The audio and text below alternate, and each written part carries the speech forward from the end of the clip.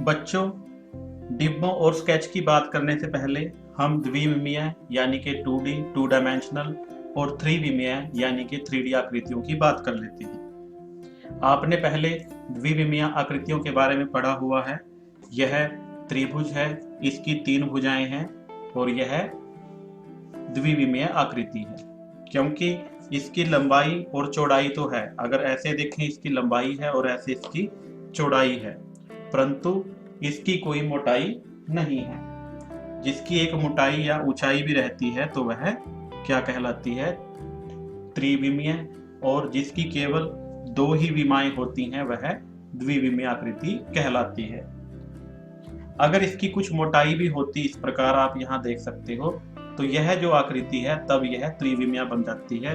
यह इसकी लंबाई है, यह चौड़ाई और यह इसकी ऊंचाई या इसकी हम मोटाई कह सकते हैं। तो यह द्विविमीय आकृति है। इसका नाम क्या है? आप सभी जानते हो, त्रिभुज है। दूसरी आकृति के बारे में भी आपने पढ़ा हुआ है और आप मुझे बताइए कि यह कौन सी आकृति है। यह आकृति कौन सी है बच्चों? यह आकृति है वर्ग। हाँ सही, यह वर्ग है। इसकी 4 भुजाएं हैं, 1, 2, 3 और 4। और यह भी द्विविमीय आकृति है क्योंकि इसकी एक लंबाई और एक चौड़ाई है। इसकी मोटाई या ऊंचाई नहीं है, तो यह द्विविमीय आकृति है। क्या आप इस आकृति को जानते हो? तो यह है आयत। यह कौन सी आकृति है?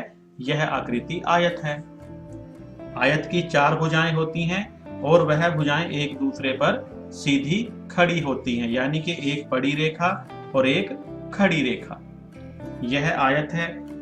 तो जैसे त्रिभुज की 3 भुजाएं हैं, वर्ग की 4 भुजाएं हैं और आयत की भी 4 भुजाएं हैं।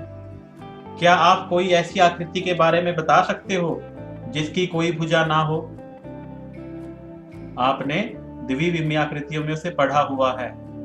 हाँ बिल्कुल सही, वह है वृत्त, क्योंकि इसकी भुजा सीधी नहीं है। इसमें खड़ी रेखा, पड़ी रेखा का प्रयोग नहीं किया गया है। इसमें हमने जो तीसरे प्रकार की रेखा पढ़ी है, जिसे हम घुमावदार रेखा कहते हैं या कर्व लाइन कहते हैं, वह है। तो यह आकृतियां द्विविमीय आकृतियां हैं। इसके अलावा आप अपनी पाठ्य पुस्तक से और भी द्विविमीय आकृतियों को छांटिए और अपनी कार्य पुस्तिका पर बनाकर उनमें सुंदर सुंदर रंग कीजिए। अब बच्चों बात करते हैं त्रिविमीय आकृतियों की, जिन्हें हम 3 डायमेंशनल कहते हैं। जैसे कि आप ये जानते हो, यह वर्ग है कि अगर हम वर्ग का प्रयोग करके एक डिब्बा बनाते हैं तो वह क्या कहलाता है? वह घन कहलाता है। अब आप देख सकते हो, इसका यह जो तल है यह वर्ग के आकार का है, यह वाला तल भी इसका वर्ग है और इसी प्रकार ये है, तो यह भी इसकी वर्ग की आकृति है। तो इसमें 1, 2, 3, 4, इसमें 4 वर्गों का इस तरह प्रयोग किया गया है। एक वर्ग नीचे लगाया गया है और एक वर्ग ऊपर की ओर लगाया गया है। तो इसमें कुल 6 तल हैं और इस आकृति को आप क्या कहते हो? इस आकृति का नाम है घन या इसे क्यूब भी कहते हैं। तो यह आकृति किससे मिलती है? यह 6 वर्ग को जोड़ने पर बनाई गई है। तो आयत से मिलती जुलती आकृति कौन सी है? इस आकृति को ध्यानपूर्वक देखो, यह आयत को जोड़कर बनाई गई है। तो इस प्रकार अलग अलग आयतों का प्रयोग करके यह डिब्बा बनाया गया है और इस डिब्बे को हम घनाभ के नाम से जानते हैं। अब आप इस आकृति को देखिए, यह आकृति क्या है? इस आकृति का नाम है बेलन। हाँ, इसमें क्या है? यहाँ पर एक घुमावदार रेखा का प्रयोग किया गया है और इसके दोनों तरफ क्या है? 2 वृत्त लगे हुए हैं। इस प्रकार की आकृतियां भी आपने देखी हुई हैं। यह क्या है? आपका बेलन है। अब एक आकृति और है जिसे हम किस नाम से जानते हो? बताओ जरा, यह आकृति कौन सी है? हाँ, यह आकृति शंकु है। शंकु आकृति है। तो इस आकृति को अगर ऐसे देखें तो यह त्रिभुज के आकार की नजर आती है, क्योंकि यहाँ पर इसकी चौड़ाई है और यहाँ पर चौड़ाई नहीं है, परंतु यह इधर से वृत्ताकार है, तो यह त्रिभुज से अलग आकृति है और यह त्रिविमीय आकृति है। इसका नाम है शंकु। अब बच्चों, क्या इस प्रकार के डिब्बे हो सकते हैं? आपने इस प्रकार के डिब्बे अपने घर में देखे होंगे। यह क्या है? यह घन आकार का डिब्बा है। तो इस डिब्बे में कोई ना कोई सामान आपके घर में अवश्य आता होगा। क्या आप अपने घर में से कुछ वस्तुएं ऐसी बता सकते हो जिनका आकार इस जैसा है? एक तो मेरे पास है, इससे तो आप खूब खेलते हो। हाँ, इसे क्या बोलते हैं? इसे रूबिक्स क्यूब बोलते हैं। तो यह क्या है? यह भी किस आकार का है? यह भी घन के आकार का है। इसके सभी तल बराबर हैं। अच्छा, जब यह घन घर में आया होगा, किसी ना किसी डिब्बे में डाल के इसे लाया गया होगा ना, तो घन के आकार के डिब्बे भी होते हैं। यह हमारे पास दूसरा है जो ये है। इसके अलावा और देखो क्या है ये है आपकी डाइस। इससे तो आप खेलते ही हो ना। यह भी घन के आकार की हैं। तो आपने इन वस्तुओं को अपने घर में जरूर देखा है। अच्छा, घनाभ के आकार की तो बहुत सारी वस्तुएं होती हैं।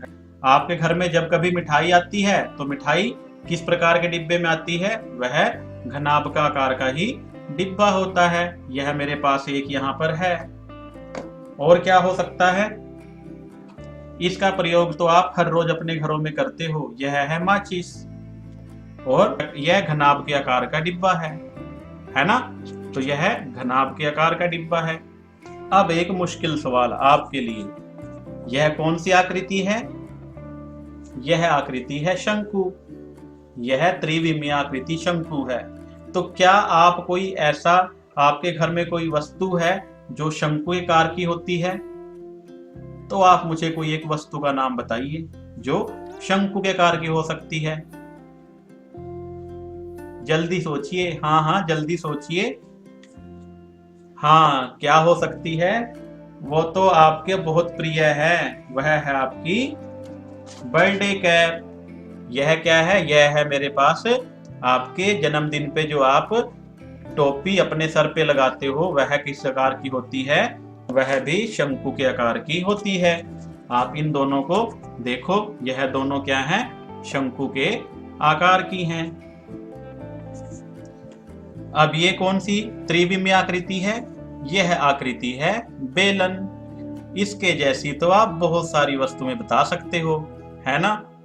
ये देखो, ये तो आपके घर में आम प्रयोग किया जाता है। यह क्या है? यह बेलनाकार है। यह आपका पानी पीने का गिलास है। और जब भी आप पानी पीते हो, इस प्रकार के गिलास का प्रयोग अवश्य करते होंगे। इस आकृति को जब देखते हैं, यह दोनों तरफ से बंद है, परंतु गिलास एक तरफ से खुला है ना? तो एक आकृति यह है। इसके अलावा और भी गिलास हो सकते हैं। यह देखिए, यह स्टील का गिलास है। तो यह भी किस आकार का है? यह भी बेलन के आकार का है। त्रिविमीय आकृतियों में एक आकृति यह भी है। यह कौन सी आकृति है? क्या यह वृत्त है? यह मेरे पास वृत्त है। तो क्या आप इसको भी वृत्त कह सकते हो? नहीं, यह वृत्त नहीं है। यह तो गोलाकार आकृति है। यह सभी ओर से घुमावदार है ना? इसमें किसी भी सीधी रेखा का प्रयोग नहीं किया गया है। क्या आप अपने घर में से और भी ऐसी गोलाकार वस्तुओं के बारे में बता सकते हो? यह जो गोलाकार वस्तु है, यह आपकी खेलने की बॉल है। इससे आप खेलते हो। इसके अलावा और क्या हो सकता है? यह फ्रूट है। यह क्या है? ये मौसमी है। इसका आप जूस पीते हो। तो यह भी क्या है? यह भी गोलाकार है। यह सब ओर से घुमावदार है। इसमें कोई भी सीधी रेखा का प्रयोग नहीं किया गया है। तो अब आपने त्रिविमीय और द्विविमीय आकृतियों के बारे में अच्छी प्रकार से जान लिया होगा। आगे हम डिब्बों और उनके स्केचों के बारे में पढ़ेंगे।